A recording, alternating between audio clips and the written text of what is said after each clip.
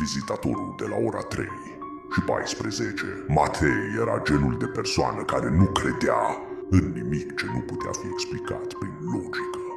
Locuia la etajul 9 al unui bloc turns și singura lui teamă era să nu se strice liftul până într-o noapte de marți. S-a trezit brusc.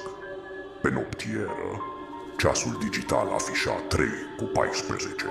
Din camera de zi s-a auzit un sunet înfundat, ca și cum ceva greu fusese târât pe parchet. Matei a rămas nemișcat, cu inima bătându-i în gât. E vecinul de sus, s-a mințit el. Dar sunetul a venit din nou, de data asta urmat de un clinchet metalic. Cineva îi umbla la sertarul cu tăcâmuri.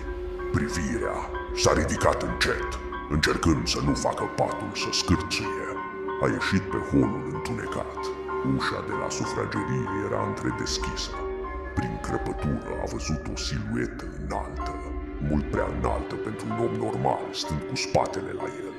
Silueta nu fura nimic, doar stătea acolo și mânca ceva direct de pe podea, scoțând niște sunete umede de mestecat.